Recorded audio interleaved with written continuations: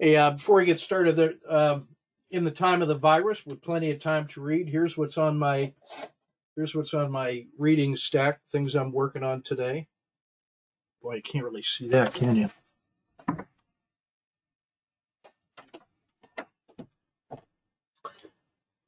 It doesn't show. Oh well, never mind. We're gonna not do that. That didn't work.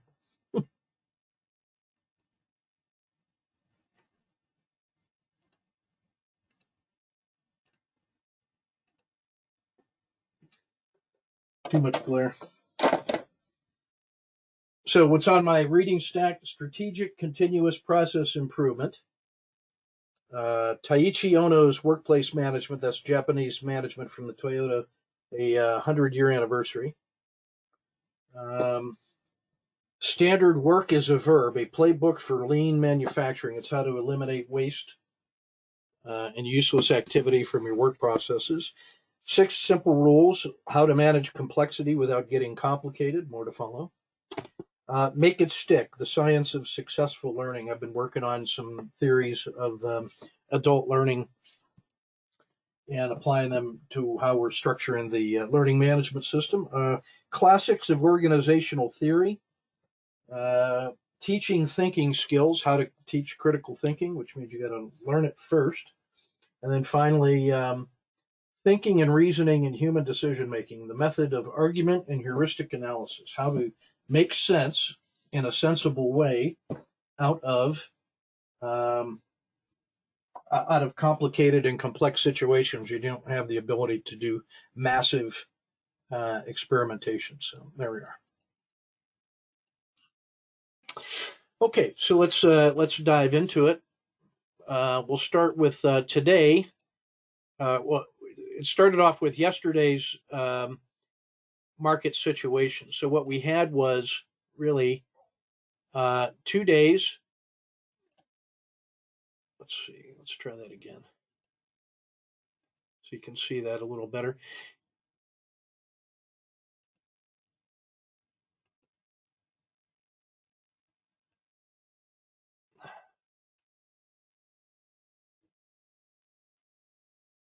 Yeah. So we had 2 days in a row where we had failed to fail further. And we had pushed to a new 10-day high, and then yesterday had opened, sold off, and then recovered, and it was still riding right along the RL10. And what we said was this 10-day high and the 2-day high, which was the same, if it could get through there, then this was postured for a really big upward move, because if it can get above this price level, 288, then there's no real resistance all the way back here. So this level at the where it leaves the river, if it could get above 288 in the S&P, then there's no real resistance ahead. So that was the posture that we had. On the downside, we were respecting the dragon down to the belly of the dragon and the PSAR and so forth. And we were at about 18%. Almost 20% sell off from the swing high. So we've recovered half the distance to the bottom. And that's what yesterday looked like. Today,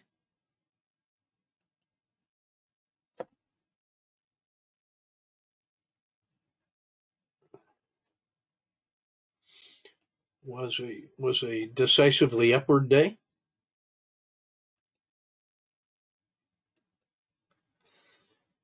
And so what we had was we took out the 2-day high, the 10-day high, and we got through that. It opened up, sold off a little bit, and then went through that decisively, got all the way to the edge of the river, and then only pulled back a slight amount. So try to zoom in on that a little bit more. Yeah. So it closed really well today. So we're perched right on the edge of this zone where there was no real resistance. So at the first sign of improvement tomorrow, I'm going to be even more aggressively long than I was today, which was pretty aggressive. So this is an area in which continuous gains can be made. So here's the 1-day range. We got above Monday's open. So whenever during the week you're above Monday's open, that's a positive week so far, and that's a good sign. So there's a number of things that are very positive here.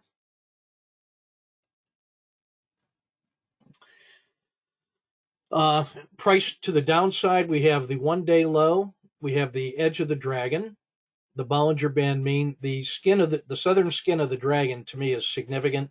At 258 is a very important price level. So this is the positive slack that we have in the system. And I noticed that size of move is the same as this area of no resistance. So I almost am thinking of this as a critical state.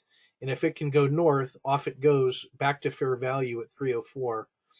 But if it fails through these tripwires, it's got to hold 258. Otherwise, this entire 10-day move is in jeopardy. So skin of the dragon, we have this is the 10-day low at 244-ish. The PSAR flip at 241. Belly of the dragon is very strong weekly support at 237. The original PSAR and RL10 flip at 223, and then this swing low at 218. So we are $70 off that low, which is a 33% move from this moment. So like from 220 to 285 is a 33% move. So that is considerable. And I will just tell you, I can remember talking to my kids and told them back here that I had put their entire 401ks in that triple Dow, because I told them, well, you're not going to need it for 40 years, and we're either going to be recovered by that time and it'll be an amazing entry, or the civilization will be over and it'll just be an academic moment anyway. So that's looking pretty good. So that doubled their 401ks from here to there. I don't recommend that, but you need to know that I play fast and loose with their money. I'm much more conservative with my own, but then they're young. What are you going to do? So we have gone from the winter into the spring through the Red River, and now we have just eked into the summer on MACD histogram. So now we have a long bias. We're above that zero line on the MACD. So now we can officially adopt a long side bias. Now, we've got to maintain awareness that we are still in bearish normal conditions, since we're still about 6% under the 200 period moving average. But that's the two opposing thoughts that you have to be able to hold in your head at one time. So I am cautiously optimistic, and it's reinforced by we are on the second leg up. Now the only the moment for pause here is that the size of this first leg from here to there, we've now just seen the second leg. So the third leg would take it this high. The third leg is always the harder one. And so on failure anywhere in this region, I'm going to be quick to cash my swings, because I do not want to see it come down and retest, the belly of the dragon here. But we're now starting to get into advanced territory up in here. So I'm going to be very measured in my optimism. I have a forward-looking optimistic upside bias supported by evidence, but I also respect the power of this dragon to turn around and bite my head off. Dragons will do that. All right, so that's what it looks like there. Now we'll shift to the sector analysis now. So we had the S&P up 2.95% today. It was slightly better than real estate, and the Dow were in arm's reach of it, but it was still better than emerging markets, McDonald's, CAT. So CAT was the big loser yesterday. That was like a 8% adverse move, including a big gap down. And it only gained 2% today, while the market was up 3%. So that tells me Caterpillar's rebound was due to market and sector conditions and not anybody eager to buy into CAT on sale. So I'm cautious about that one. Even though it's in daily summer, I'm still cautious about Caterpillar. But the large caps were better than the small caps, IWM at 2%, which was better than Japan and Euro-Asia. Silver has started to give up. We got knocked out of the WPM swing. Brazil and Mexico underperformed. Materials, U.S. Steel, Finance, Timber, Chevron, Wheaton, Energy. So all the ones that had been leading the way out all underperformed today. And then what you'll notice, and then further down, Energy, Cliff, Boeing, Oil, Devon Energy.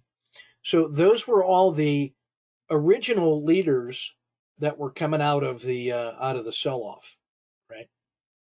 But now what has taken over the lead?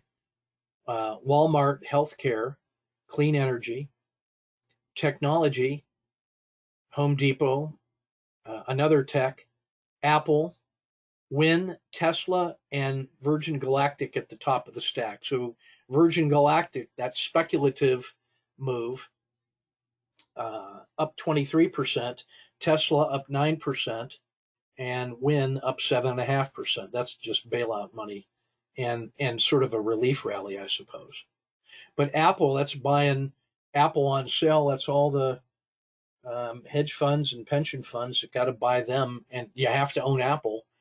And I suppose you have to own Home Depot. So this is now looking more like the pre-sell-off leaders have now moved to the top. And then all that whole infrastructure play that we had been talking about seems to be making way for the old leaders are now the new leaders. So the nice thing there is that they are still in the spring. They're not in the summer like some of these other previous leaders are. So there's still room for Virgin Galactic, Tesla, and whatnot to go. You may recall from yesterday, finally I'm on the right side of that Tesla swing. So we may take a look at that one.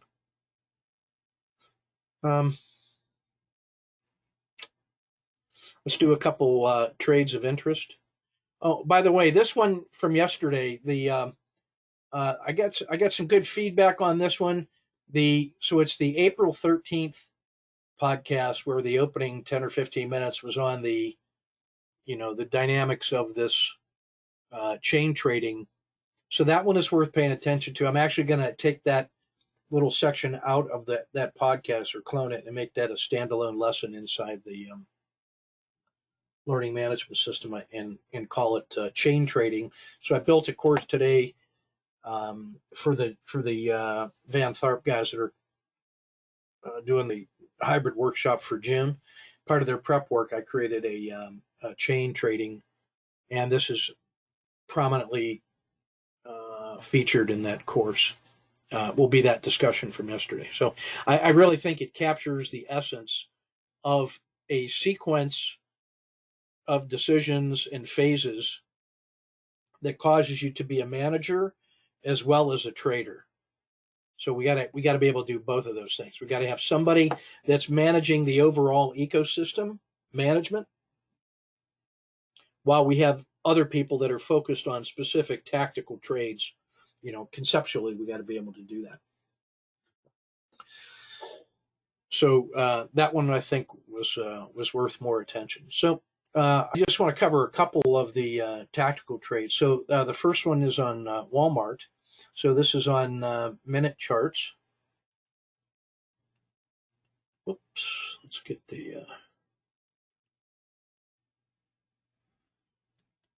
let's get a little bouncing ball in here.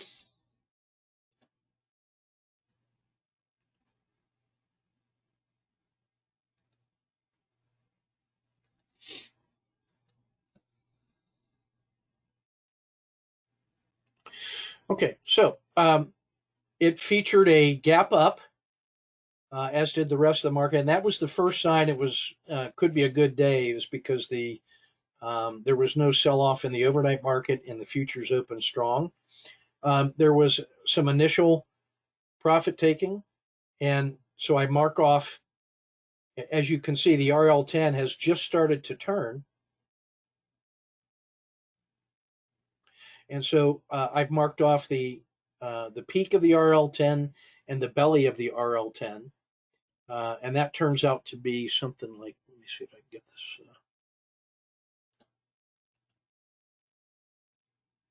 Let's see how far apart across it is. So that is about that's about $1.50 of channel, if you will, $1.50 of a channel between those two swings.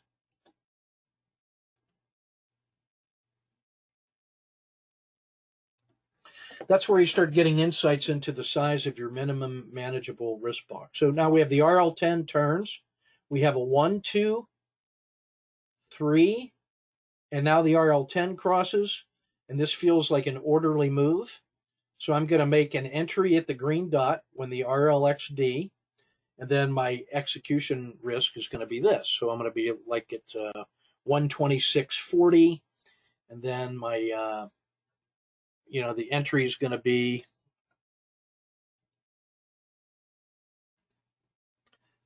126.80. So that's about a 40 cent. That's about a 40 cents of initial risk. Okay.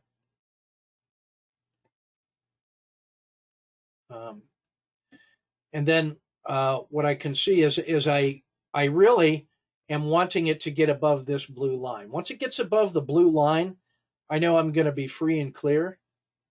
So that's really like on the initial estimate that's my anxiety zone, that I have open risk until I get near that blue line and the PSAR flip is going to happen and all that. This is the area where my fireman has taken over. You're going to see that reference here a little bit later. I talk about the architect and the artist have structured a trade for us. The workman has built a trade frame. The youngest, newest kid we have, the trigger puller, he makes the entry and then we forgive him for the trade that we just entered. We experience the full 1 hour loss at the moment of entry so that we can experience the worst feeling that we're going to have in this trade. So once I've already felt that, I get nothing else to worry about because I've already felt the worst feeling that I'm going to get from this trade. Anything better, any exit that's better than this red line is a win. And then my fireman has to get me through this zone here, this red shaded box. As soon as I can get this, this exit moved up and locked in to here, now I've got no lose plus dinner for 2. Now it's going to be a science project. Then the scientist is going to come in and take over for the fireman. The fireman makes sure that we don't go below this red line, and as soon as he can, gets us to safety. So the fireman is my hero. That's the guy. A guy who runs into the building when it's on fire. I just forgive the kid for following the rules and making the entry. I experienced the worst thing that can happen is a 1 hour loss. Put my fireman on it, and as soon as he can get, as soon as he can get approximately to here with no lose and dinner for 2, I'm going to be happy. So let's just kind of keep that psychology in mind. Hooray, it worked. And now the fireman can go back to the station. He did his job. He got us to no lose plus dinner for 2. We're out of the anxiety zone. And now the engineer and the scientist, they add a second position like they're supposed to. And then I'm going to move this thing up close so that even if I exit now, if both of those things are exited, I'm still going to be positive on this trade. So that's a good thing.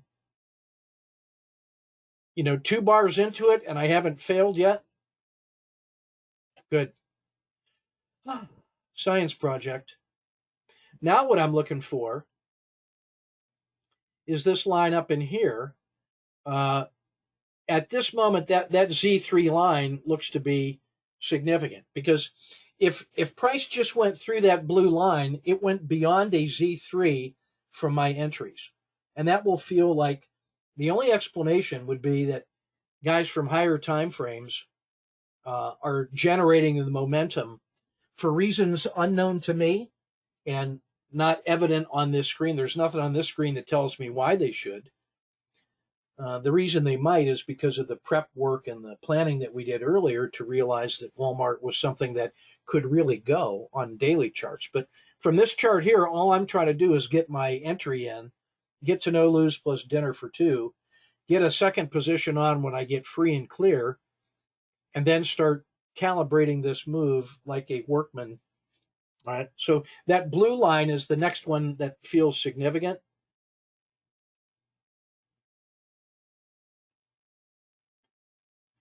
Working. First adverse move. Working. By this time, here's typically how I think. I'm already this one adverse move down here that tested but didn't penetrate the dragon and then immediately reversed. I feel an immediate sense of relief, and my response to that feeling of relief is to turn that into energy to lock in that move. I don't want to feel that again. So that's the first warning shot from the market. Now I notice up in here that the Z3 line peaked, pulled back, and now has continued to go with this upward volatility. So I'm just going to, my new line that tells me what would be an amazing move would be this line. So that looks interesting.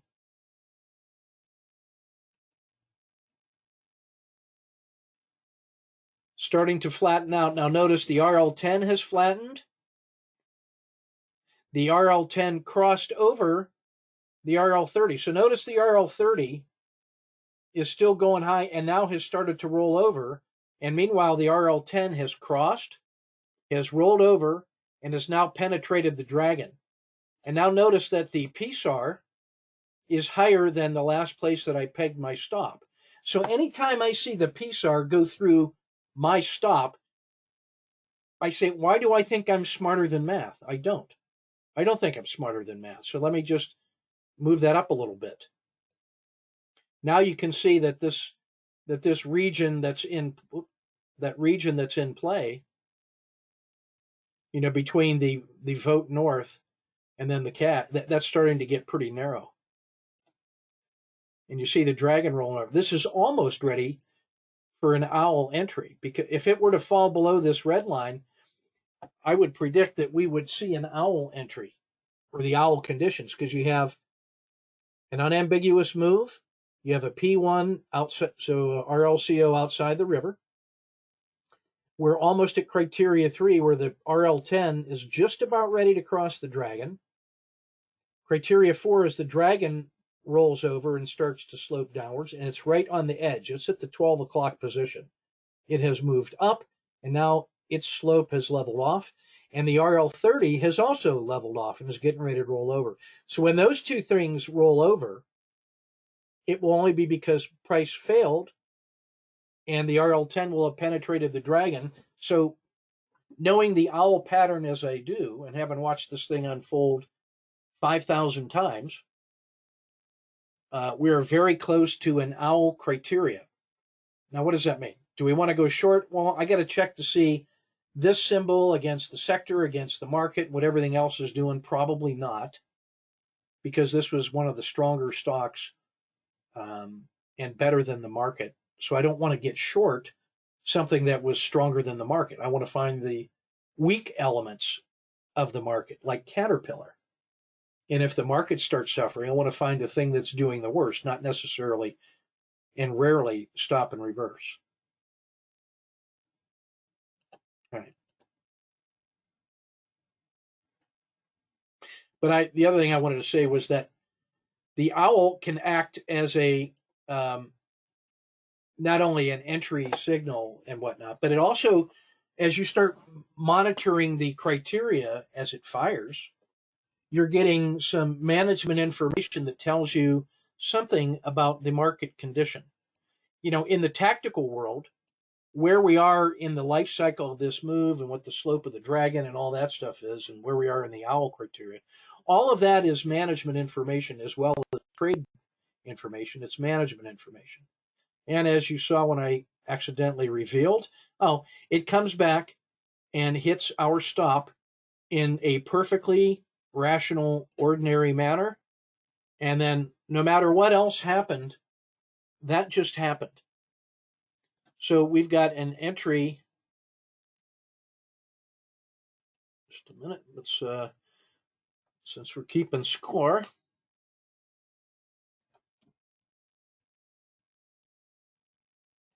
In terms of our capture, now the dollars that you're going to capture is going to vary based on the number of dollars at risk per trade you have. But in terms of our capture, so we get long at 126.80 with an execution stop of 126.40. So that's 40 cents per share of risk.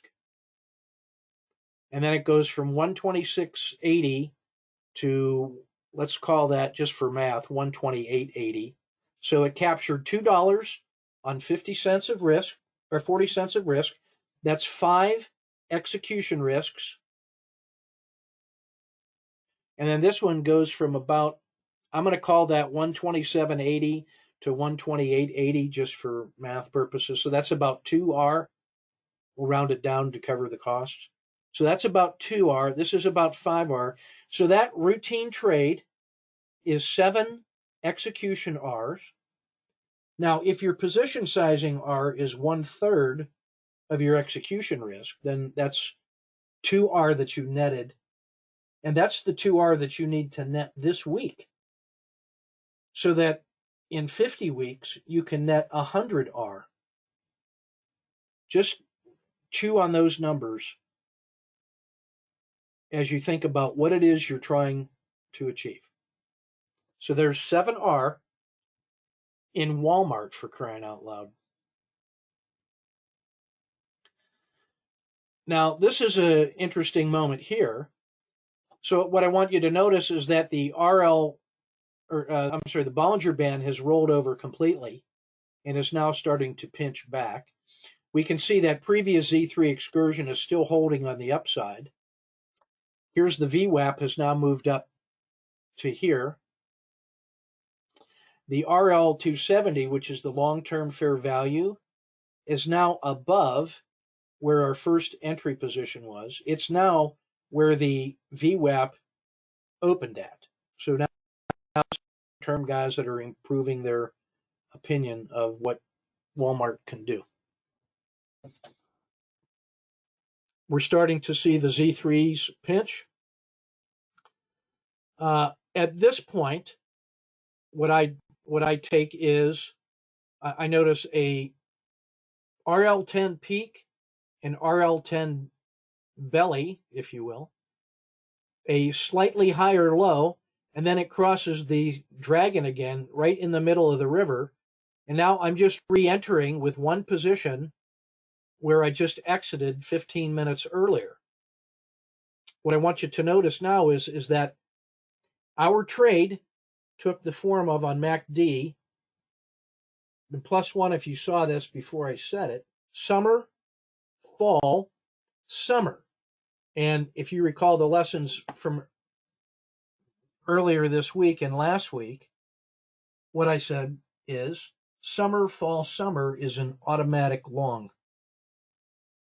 So that coincides with a decision to get long here. And then all the way through the summer, you want to be long, and we got 2 positions in and got it free and clear pretty quickly. And now it rolls into the fall right about here and out. Now we want to see what it does. It comes down into the fall, tests the 0 line, and then starts to hook back up into the summer. And that coincides with a RLXD. So I'm back in, and now my stop, I'm going to just borrow this one from, here, I'll just use this one.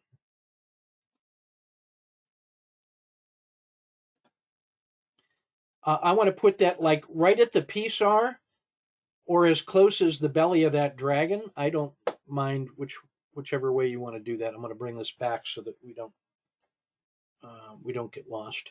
All right. So I've got a very tight stop in here. So before we were at a 40-cent risk.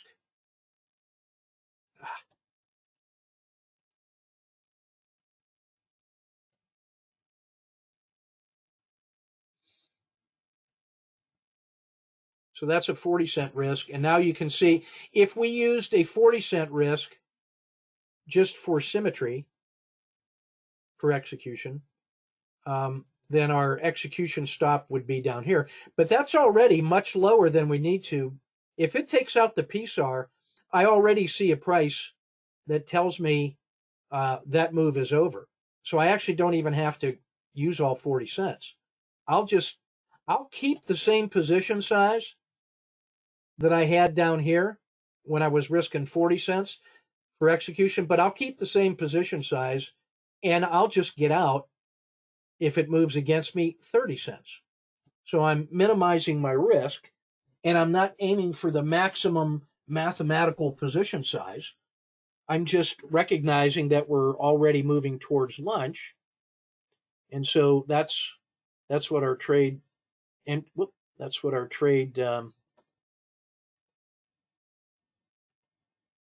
architecture looks like now. So we're long at, let's call that 128.75 or 128.80. And then 128.50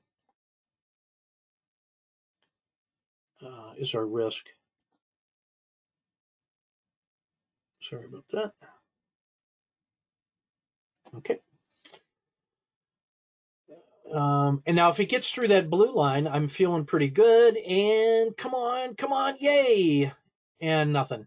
It comes back and crosses the PSAR, and we take a fractional win. Just get out. Didn't do what we wanted it to do, and it's into the lunchtime, so just get out. Now, what's noticeable is that the RL270 has now crossed the VWAP, and it is now coming back to join the price. Notice the price has been sideways for about an hour, and the long-term fair value is now almost acting like a time stop. And what it's telling me here is, look, if this is going to make another move, it better hurry up, because otherwise everybody's going to just look at this as fair value and not be in a urgent hurry to buy it. So it's got to hurry up. When I see the VWAP, when I see the RL270 cross the VWAP, that's how I interpret that. I also want you to notice that the RL90 has now peaked and is starting to roll over. So we're coming into the lunchtime, and this is decision point. Is there going to be another nice leg up in Walmart like the early morning one? Or was that going to be it? I don't know. But this is why I like to trade that early morning move and start getting the dimensions of it and try to get paid earlier. Nothing. Here, what we've got is failure to fail, PSAR flip, RLXD, and close to a posture where if it gets above these lines and breaks out, it's going to be good. And I can still use that same probably 40-cent execution risk. I'll either just keep this here, or I don't mind if you tighten it up a little bit. I sort of like that one. It already survived one test, and that's only a 40-cent risk. So just leave it there. That's fine.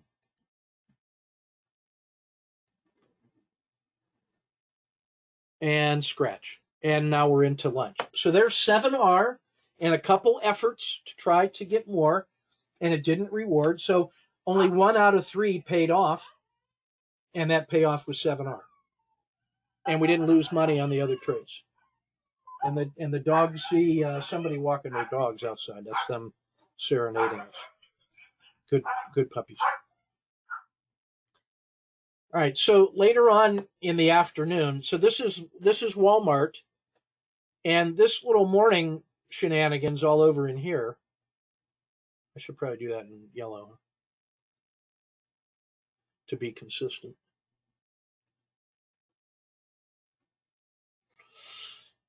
So those morning trades were all of these, and it chopped sideways quite a bit. Now we're after the lunch time frame, And I want you to notice now that the RL270, this is where it crossed the VWAP, like I said on the last one. It went on to cross the RL90, and that's almost like on 2 time frames higher, a reverse P1. The 90 crossing back over the 270 is a signal that this earlier run is done. So now there's no burning urgency to get into this. And now I notice the peak of the RL270. Now I do a little bit of trade geometry for the rest of the day. I project the RL270 downward slope, and I think this is where it could come back to the VWAP, which I just extend from here. I notice this RL, the Z3 excursion, I draw that line across. That feels like it would be a significant move out of this sideways chop that is developing. Look at all the volume that's traded inside this region here. So that I draw that line from the Z3. I draw this line from the Z3 excursion. And then this one from the peak of the RL270. Now, if I'm going to get an entry somewhere in this channel but north of the VWAP, then these become targets to the upside. And then this downward diagonal gives me a feeling for like a time series of when this thing should start moving.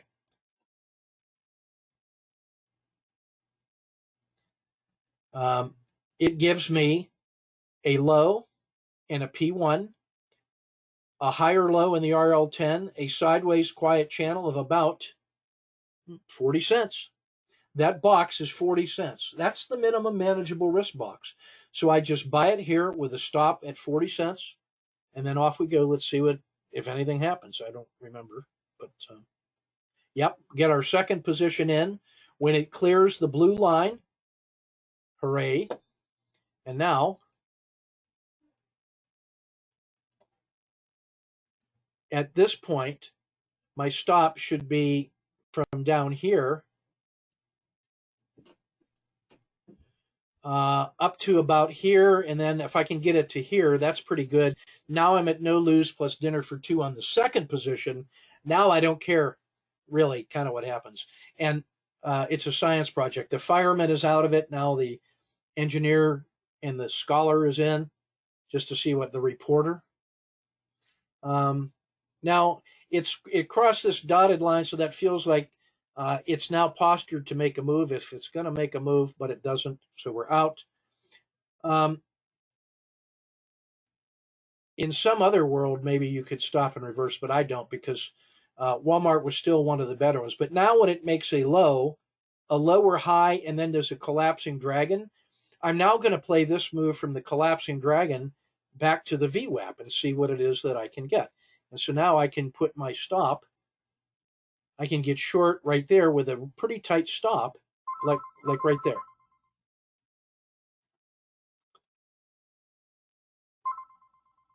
Second position on a second collapsing dragon, and as it crashes through the VWAP, that feels pretty good. Now, that move has just negated all of the joy and all of the tactical tug of war that was here. This just broke through all of that support, and now the next support is all the way down here at that blue line, or even where the VWAP first opened. So that's where this thing can get to pretty darn easily. So that is now all in play. How quickly things change.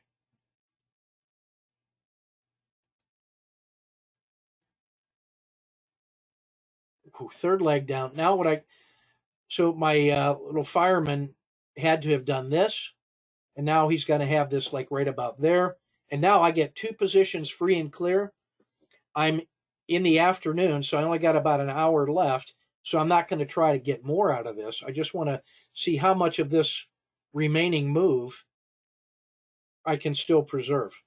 In fact, like right here, you see where the RL10 is starting to go? If you just cash that and said, I'm happy, I'm not offended if you do that. That would have been better than the exit I got. And I'm probably done for the day on that one. I'd be surprised if I traded more. So there was another move into the afternoon, into the close, that was like a VWAP magnet that played from here up through the VWAP and then gave it a positive spin for the day because Walmart was one of the better movers in the market, and it was better than the market itself. So that's the Walmart trade. That's probably 10 to 12R. Virgin Galactic, there's our little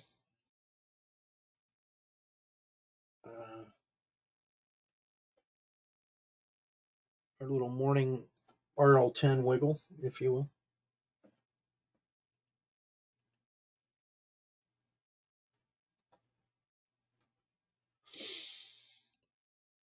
So now what we have is we have a peak of the RL10, a belly of the RL10, so I can just pull that across and really say the manageable risk box on this thing is about 30 cents, maybe 40 cents. Yeah, I'll call that 40 cents. So 40 cents of manageable risk.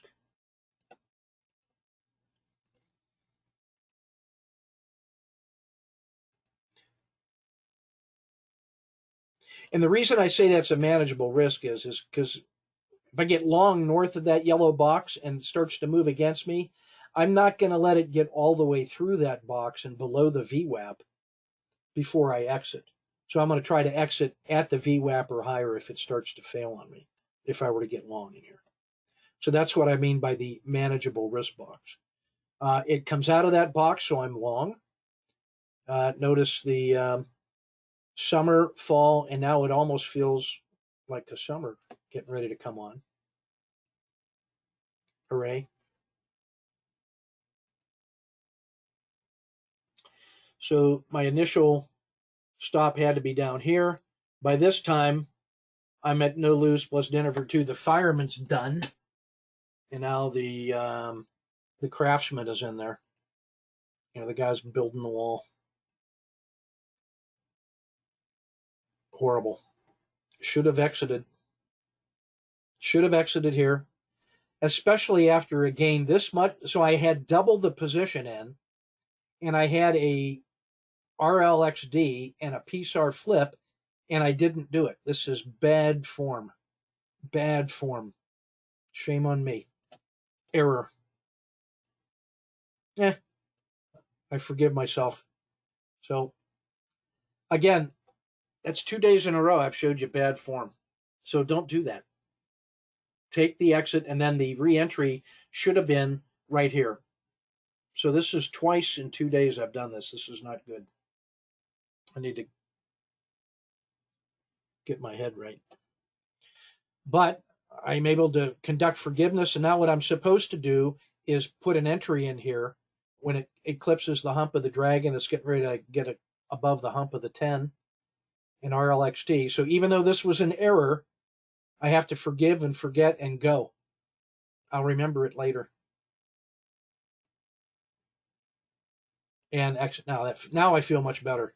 Yesterday I got rewarded for hanging around. Today I got slightly punished.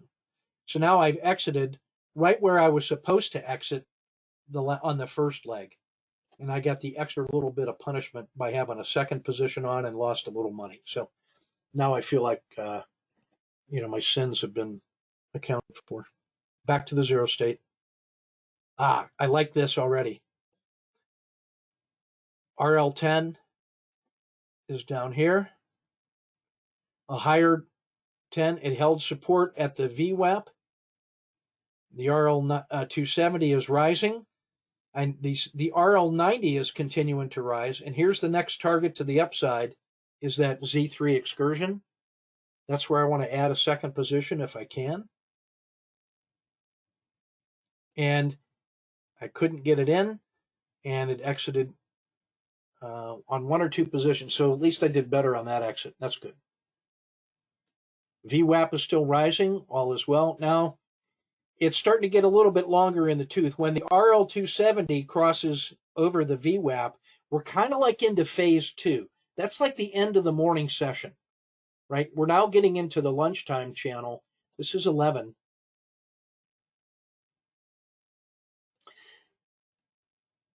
I see a low, a higher low, an RLXD, and I'm north of the VWAP, and I see a PSAR flip, so I just buy it, and now my stop is going to look like this. My risk is going to look like looks like 1760 to about 1790. So that's about 30 cents.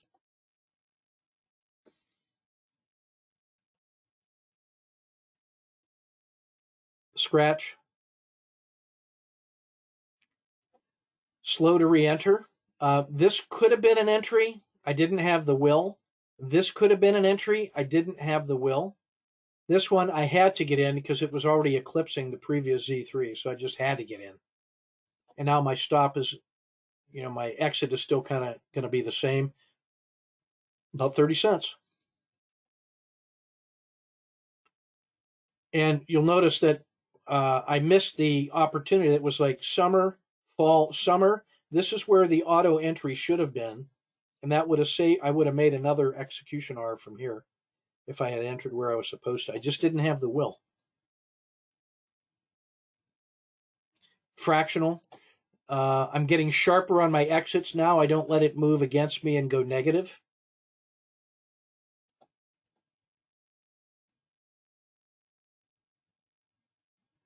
Tried it long. I got the second position in. At this point, there was a Z3. Can't really see it. That line's in the way, but this thing broke out of the Z3 channel, and so I hustled my stop up to just north of 20, and I think it got hit here a little bit later. So we made some bank in here, made a fraction, scratched, made an R, probably made 2 or 3 R. So we're probably around 15 to 18 intraday execution Rs.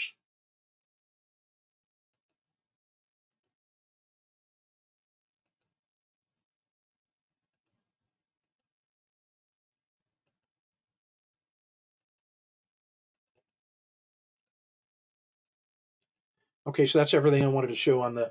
So those were typical of today's trade. Now I've already uploaded the speed run, so you can see all the swing portfolio updates and all that jazz. So I want to just shift gears a little bit away from the tactical trading, and I want to share a couple documents with you. So I got a couple student interns are working their way through the boot camp workshop and course on the learning management system, and they're using the Cornell note sheet to document the lessons learned of each individual lesson. And the task for them was to 1 page per lesson, and then we will do 1 capstone page for the whole course. So there might be, I think in that boot camp, there's probably 20 mini lectures in that thing. So this was Rich Romatowski did a beautiful, is he in here, Tom? I don't see him. He did a beautiful job on this thing, though. And so this is for the boot camp course. He did it on April 3rd. And so if he had done any previous context or prep work prior to this, he would have noted it in there.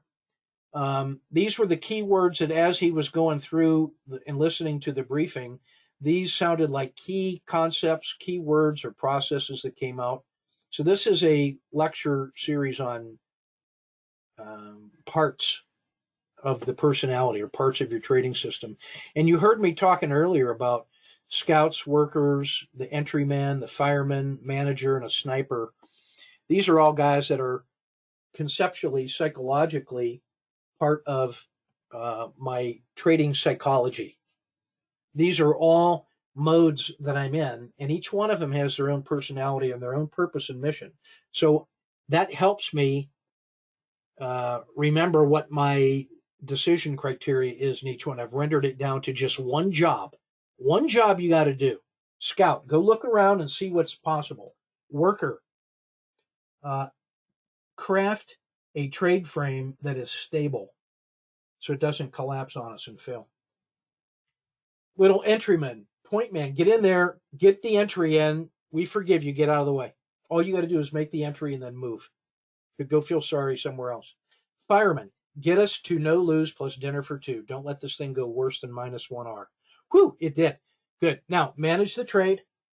Now, sniper, if this thing turns out to be really good, I'm using that sniper to get the maximum gains that I can from outsized positions. So if I can get 3 or 4 positions in, that sniper is the mindset that comes in and doesn't let the big one get away.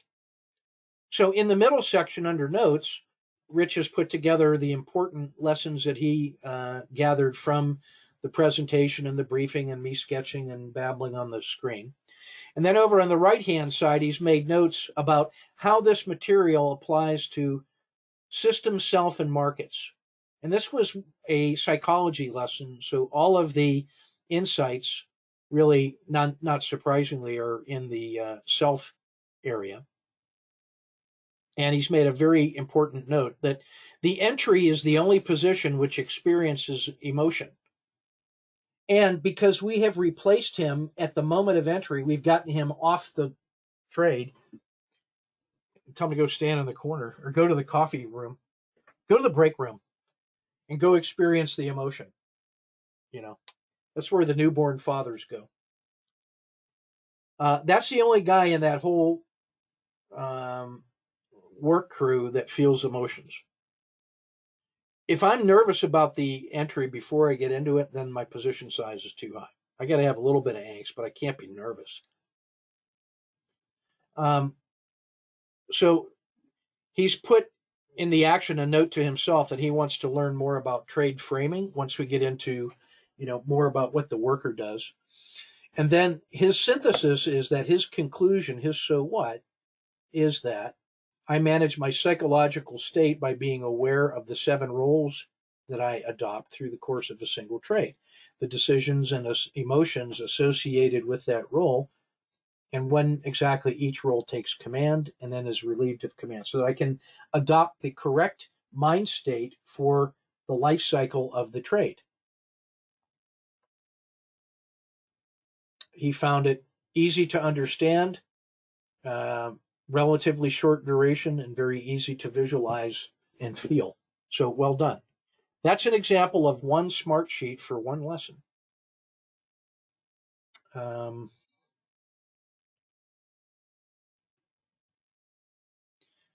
Here's one Antonio did. So Antonio is a lawyer by training from Mexico, and he's done a nice job on this one. Let's see if I can zoom it up a little bit. Yeah. So this one is the second lesson. This is the title is so it's boot camp video number 1, the practical challenge of developing the trader's mind. It's a 22-minute lesson. It's in that's the number of the course in Learning Management System. Keywords: strategy, ops, and tactics. Doctrine versus creative impulses, because doctrine is the word we use for describing our rules and authoritative guidance, what we're supposed to do as a professional. But I have creative impulses all the time, and sometimes they're good.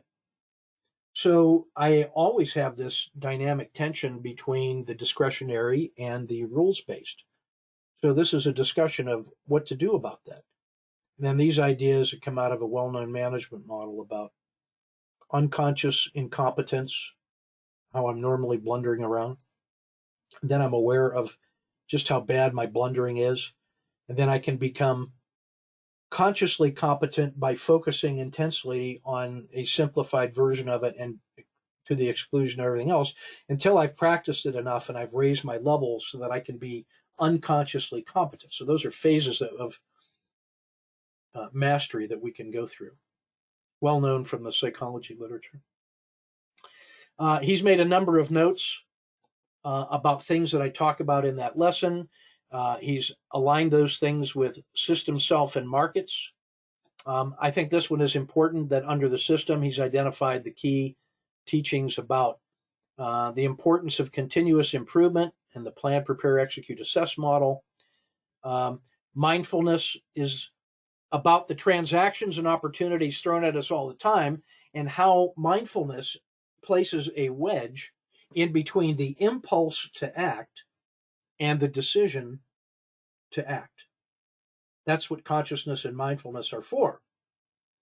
That the environment sends signals at us. It sends triggers.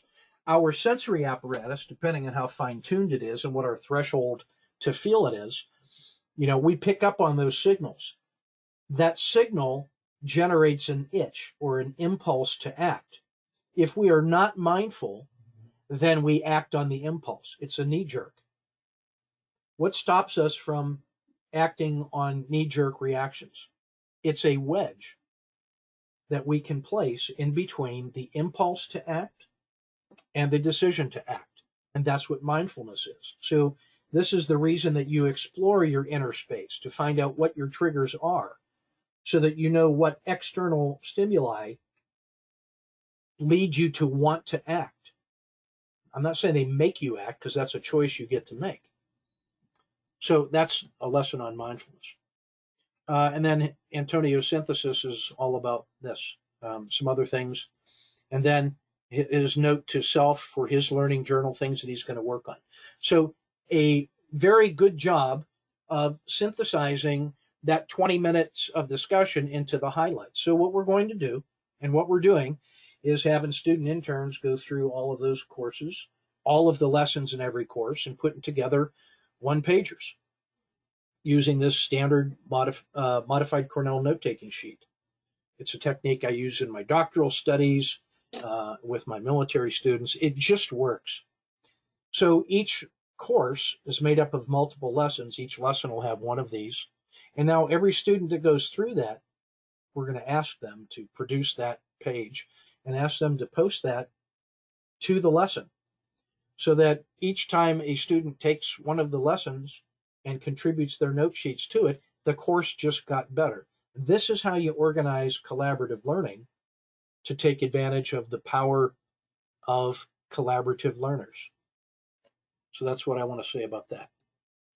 That psychology is really important. All right. You guys are hanging in there pretty well. So I'll reward you with a quick look at the daily report. Thanks for hanging in there, by the way. You're doing great. So into, you've already seen me talk about the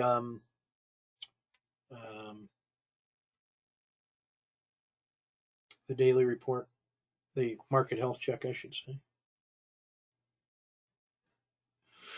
We're still bearish normal, oversold now on 3-day and 10-day, still bearish, red bearish, but notice we're only 5% below the 200-day moving average. We're close to being officially out of the bear market, somebody will say. People will be quick to point out. The risk Z has been our guide through this entire period. Look how good it was, signaling that the opportunities for swing trades had been developed. It's true that all of the indexes of the world market model look like dead cats, and that's why we've got to be mindful and respectful of the fact that this is just the first move off the bottom, and that it's moved 33%, and that another 20% down from here is not even crazy. That's certainly possible. We're mindful of the 10-day max pain and min pain, guys. A little change there. The winners and losers for today. Caterpillar is still the only one that fires well on the auto framer. Look at all the symbols, though, that had big breakouts on the NDXs. These, like Apple was especially strong with a 136 on the 10-day NDX. That was the strongest relative mover of the day.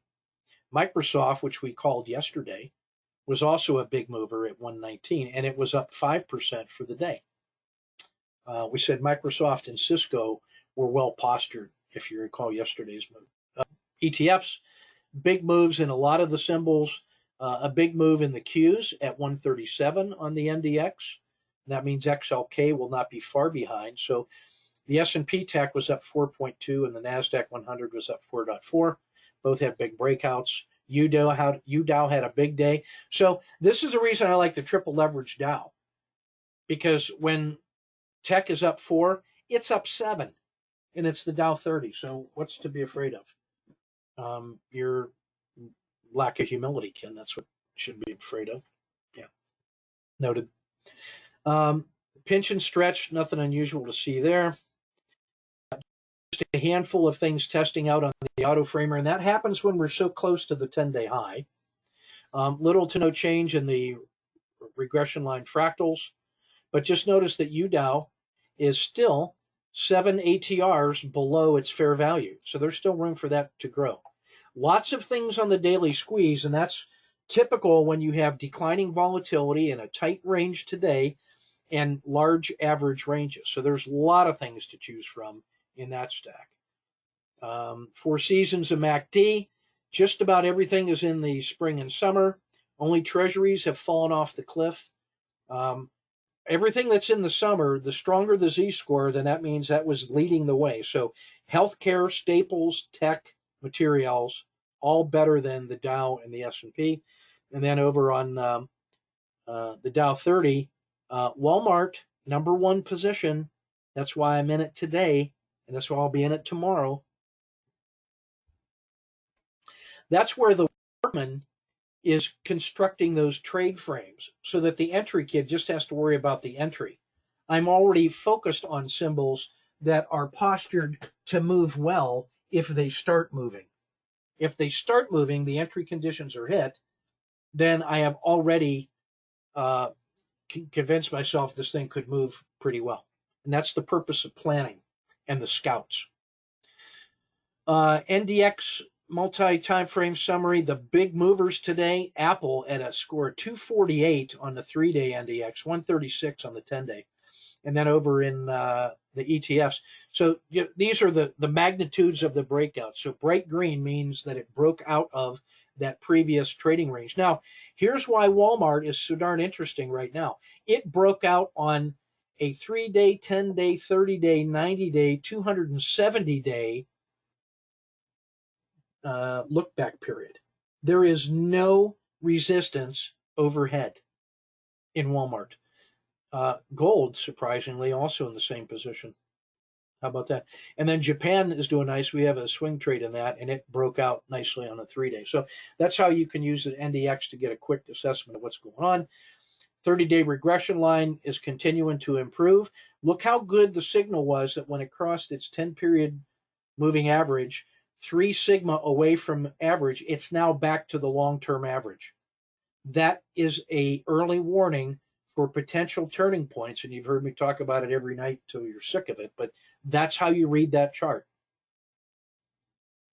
Declining volatility, all the regression line slopes are improving.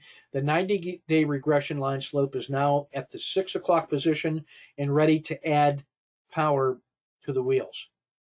We're at the far side of the river. We've come through the edge of the river, the far side of the river. That's 2 legs up. This is the natural point for retracement. So protect your gains. Be judicious. Remember the bear. Bite your head off. That's what I want to say about that. I'm going to defer the presentation on Patrick Birch's workshop only, and I'll cover it more tomorrow, but you can download it. Patrick did a rapid psychology exercise with me back in 2015.